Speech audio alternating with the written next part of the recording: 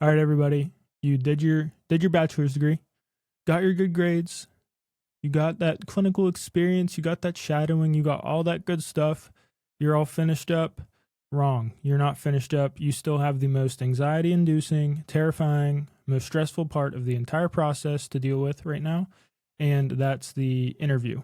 So, if you want to learn how you can ace your interview, what to expect during your interview, how to prepare for your interview, stick around because that's what we're going to be covering today.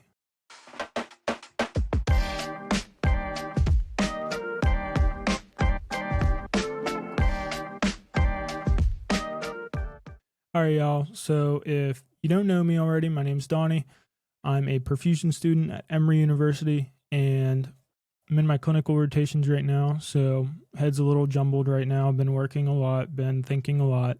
My brain's kind of on overdrive, but we're going to get this episode done so that all of y'all can ace your perfusion school interviews.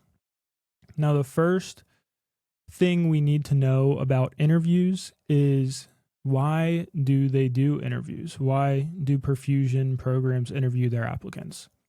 So, this goes back to kind of what I was talking about when we were discussing the personal statement in our last episode about the application.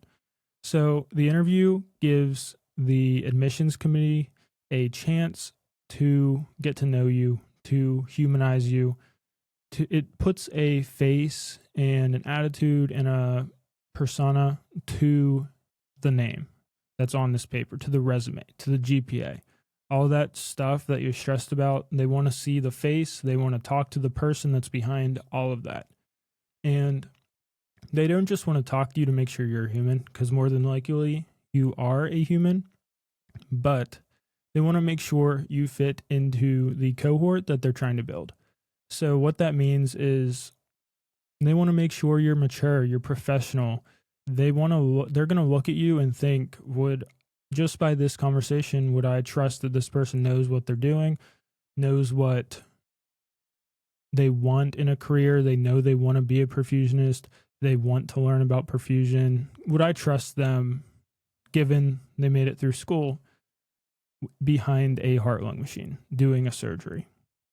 That's what they're kind of looking for. They want to make sure you're mature, professional, personable, you have critical thinking skills, and most importantly, they want to make sure you're kind of a decent human being, for lack of better terms. They want to make sure that you fit well, you're going to get along with the other students that are admitted into the program. Now, in my program, all of us get along very well. We're all good friends. So I can't speak on an experience, but I'm fairly certain that if one person, even just one, in our entire program had a problem with someone else or disliked the other students or anything like that, it would make our program and our experience much more difficult, not only to interact with each other, but to learn, to work with each other. Because in perfusion school, you're going to be working with everybody. There's not a chance, especially if your class size is under like 20, there is not a chance you are going to go the entire perfusion school like program without speaking and interacting with every other person in that program. So they want to make sure you fit in well. They have a vision in their head of what they want, and they want to make sure that you exhibit the traits that they're looking for. And if you think about it that way, they're probably going to ask you some knowledge-based questions like about the heart, about a heart-lung machine, about a perfusionist, all that stuff. But it is extremely hard to teach maturity, critical thinking, professionalism, compared to teaching what you're here to learn. They can teach you the heart-lung machine, perfusion, all that good stuff. They can help you pass your boards, become a great perfusionist, but they cannot, or it's really hard to make you professional, make you personable, get you to work well with others, get you better at communicating, stuff like that. So these are the traits they're looking for. They're not looking to see if you know all this stuff, all this grand information about perfusion. They don't expect you to know a whole lot because you're an applicant. You haven't even started the program yet. You should know a little bit. You shadowed, but you shouldn't know a whole lot. They're looking more at the person who is behind the resume, GPA, stuff like that. So that's what you need to know about why they are actually conducting this interview. They want to know you as a person. They don't want to know your stats, your GPA, all of these great experiences. You're not selling yourself. They want to get to know you. They want to know that the person that they're admitting into this program is a good person and is able to work well with each other, with other people. They're mature, professional, and they're serious about this. So now that we know why these programs interview you, we're going to talk about how you can prepare for the interview. And the one thing that is absolutely essential that we're going to talk about first is know yourself and know your experiences. So what does that mean? It means know your resume, know your personal statement, know your experiences. They might ask you about your shadowing, know what happened during the shadowing, know the cases, know how the patient was, know how many vessels the cabbage was. Talk about this stuff.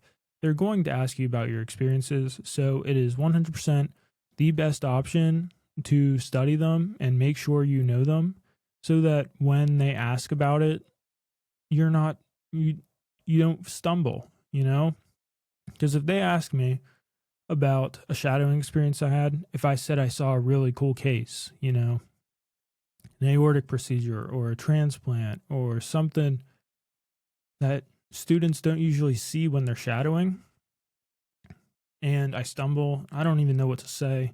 I just say, I guess it was cool. They're going to think either I'm lying or I didn't care enough to pay attention. So know your stuff. They're going to ask you about all this stuff. And if you have red flags, be ready to answer that. Be ready to talk about it. If you failed a class or had to retake a class or any of that stuff, be ready to talk about it. Now, that doesn't mean say, oh, the professor sucked. They were awful. Hated them. They failed everybody. That doesn't mean do that. Sure, the professor might not have been great, but that does not mean say that. They want to make sure you can take accountability for failing a class or not doing well in a class or any other part of your application, and talk about how you learned from it, how you're going to grow from it, and what you're going to do to avoid a situation like that in the future. They don't want to hear excuses. They want to hear accountability and growth. So to keep things short and simple, if you're going to take anything away from what I just said, know your experiences, be ready to talk about your experiences. If you have red flags, be ready to talk about how you can grow and learn from them. Don't give stupid excuses for bad things on your application. Now that you know your experiences, your resume, inside and out, you're all good.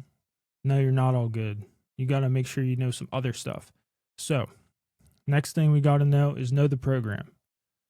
I get it. Everybody applies to lots of programs. It's a very competitive field to get into. And just like me, multitudes of other people just wanted to get into a school. You might not care at all what school you go to in the beginning. You might just want to be a perfusionist, and that's all. And that's perfectly fine. But when they ask you why this program, why'd you choose this one? Know why. Everybody has a little list in their head, whether you really don't care where you go to perfusion school. You have a little list in your head of where the top choices and the lower choices are. Whether that just be something as simple as location or the curriculum, it's a 2-month shorter program, or it's a little less expensive, or anything like that. Everybody has these little nuances that they like to point out about each program that makes them want to choose that one over another one. So know the program you're applying to. Know the program you're interviewing for. Because they want to know, if I accept this student, what's their motivation for choosing this program over a different program? Do they care to choose this program, or should I give this spot to a student who actually really wants to come to this program? So they're going to ask you that, and you can prepare for that by going on their website, reading their mission statement, looking at their curriculum, looking at their clinical sites if they're posted, that kind of stuff. So just know the program you're interviewing for and be ready to talk about why you might want to go to that program. Any reason's fine. Just give them a reason for wanting to accept you and wanting to bring you on. Because if you don't act like you want to be there, you want to enroll in that program, they're probably not going to let you into that program. So know your program before you interview. One other thing that I haven't talked about yet, that's probably the most important, 100% important part of the interview, is knowing why you're choosing perfusion. You might know in your head why you chose perfusion and you might think you know the answer.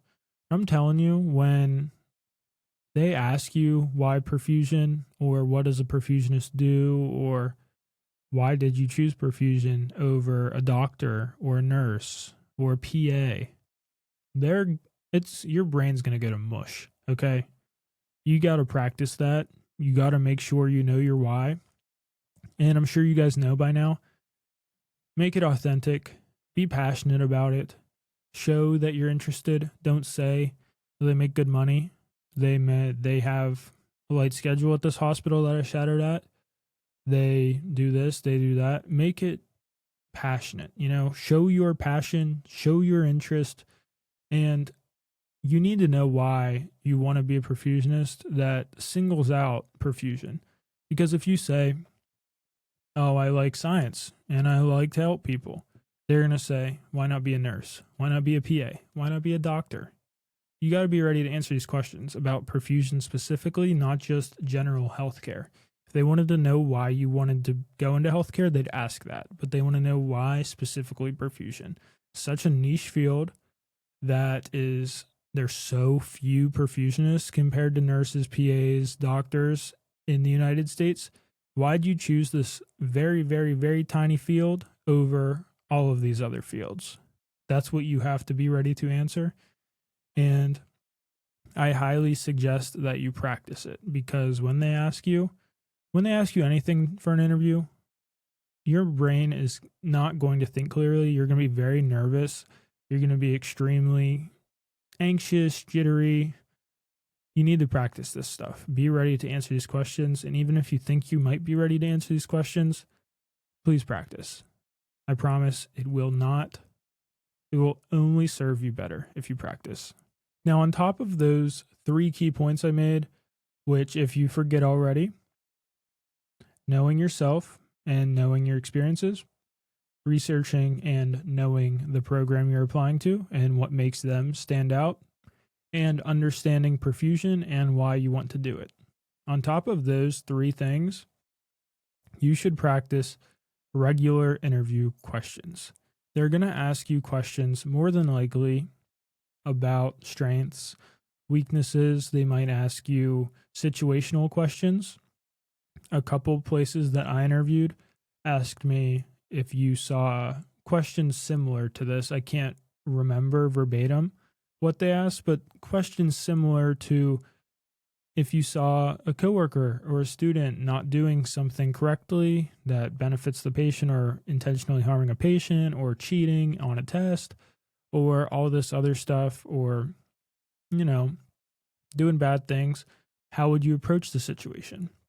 They might ask you questions about, like I said, your strengths and weaknesses. They might ask you moral dilemma questions about, like, oh, this patient is going to die if they don't give blood. The classic Jehovah's Witness question where they're, do you give blood even though it's against their religious beliefs? All this stuff. So you can find lists of these types of questions all over the internet. I would practice a lot of them kind of tied together. Like if someone asks you what your biggest weakness is, there's probably 5-10 other ways they can ask you that question. Like they could say, what is something you want to improve upon? Or what is something that you think you're currently getting better at?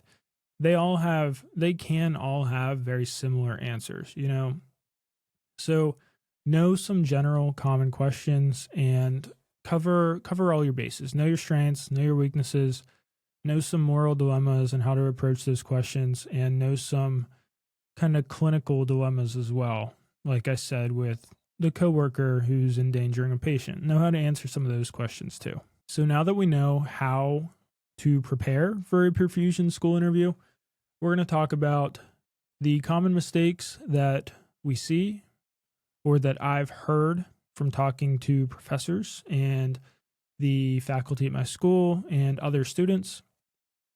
We're going to talk about mistakes that are common in perfusion interviews and how you can avoid them. So, the first one I want to talk about is not knowing enough about perfusion. This should go without saying. You're committing your life to this. This is a field where this is usually the last field someone goes into. If you're going to be a perfusionist, you're probably going to be doing that for the rest of your career. So, you should know what it is. You should know how it works. You should know maybe if you shadowed a lot, or you work around perfusionists, or you're just really interested in general in perfusion. Know your way around a circuit. Know some basic heart anatomy. Know what cardioplegia is. Maybe know a couple drugs that perfusionists use. Know some basic stuff. Don't just be able to say, oh, they hook up to the heart and the lungs or the heart and replace those functions, Be able to talk about it a little bit. Be able to have an educational kind of mature conversation about what perfusion is and be able to demonstrate that you're interested enough in the field that you know what it is and you've done some research on your own. You've watched some of these episodes, you've looked it up, you've shadowed, and you've paid attention while you're shadowing. Be able to demonstrate that you know what you're getting yourself into. Because the last thing they want is for you to show up on the first day, learn about perfusion, go through SimLab, maybe observe a little bit, and realize this is not what I wanted to do. This is not what I thought it was. So be able to talk about that stuff. Be able to know what perfusion is and know some of the relevant information around perfusion in general. Next mistake I want to talk about is being generic. Sure, everybody is a little generic on their own. Some people are just normal. They don't stand out, and that is perfectly 100% okay. I'm a very normal person, and a lot of my answers to a lot of the questions we talked about are probably the same as yours. So it's not a complete problem, but have your own kind of twist in your answers. So I'll put myself on blast a little bit here. If I were asked about a weakness of mine, I struggle a lot with keeping things organized. So in school, I keep like a little notebook now, the calendar to keep all my assignments straight. But for the majority of my academic career, I did not do that. And it was a mess. And I would figure out assignments were due like the day before or the day of. So that is a weakness of mine. And that is probably the same weakness of a lot of people. A lot of people are not extremely organized. But what you can do is obviously say that's your weakness and talk about how it affects you personally. Talk about the troubles that it's caused for you and how you are learning to grow from that personally. Don't just say, my weakness is disorganization or unable to be organized. I struggle with organization. Don't just say that. Be able to talk about it. Be able to bring your own personal life and your personal feelings and your attitude into the conversation. Because I'm sure they hear, I struggle with this, I struggle with that, or my strength is this, my strength is that, all the time. It doesn't help you stand out at all. So bring a little personal aspect into it. If you have a strength, talk about what makes that a strength for you and how you're growing in that strength and how that's affecting your life and how that is causing you to be a better applicant, better student, better professional, all that stuff. So it's okay to have generic answers, but try your best to give it a little personal twist. Involve yourself a little bit to make you stand out a little bit and make it more personalized to you. So something else that I see as a common mistake in interviews, and when I say I see, I don't mean I actually see. I don't interview anybody. but I've experienced it. I've made this mistake, and a lot of other people have. And I am very certain of that. And that is yapping, talking too much, rambling on about who knows what.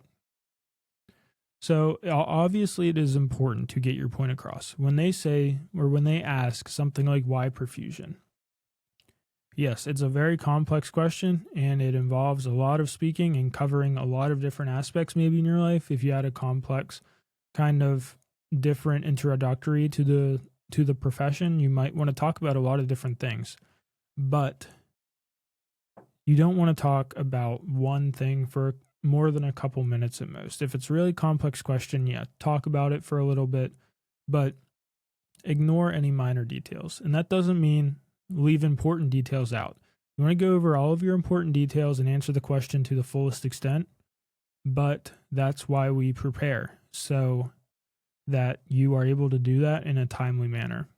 Because if you ask me why perfusion, right now I could answer it, but if you asked me like a year ago or 2 years ago when I was learning about perfusion and I hadn't prepared for that question, I would start talking and then I'd remember something else that I wanted to say. And then I'd start talking about that. Then I'd remember something else I wanted to say. And then I'd start talking about that. And then it would just be an endless cycle. So be prepared. That goes without saying. That is going to help you the most, and to avoid this mistake is being prepared and knowing what you're going to say when they ask these certain questions. The fourth mistake that I feel like I should say, but it's kind of a given, so I'm not going to talk about it too much, but don't talk negatively about anyone. Perfusion is an extremely small field, so a lot of people know a lot of people. So if you start talking crap on someone, or like a perfusionist you shadowed or whatever, it's going to come around and it's going to bite you in the butt. It's not going to be good, so don't do it. Even if it's like another applicant. You know, if you know someone from your college or university that's applying to the same program as you, don't compare yourself. Don't talk negatively about anyone. It's just a terrible idea.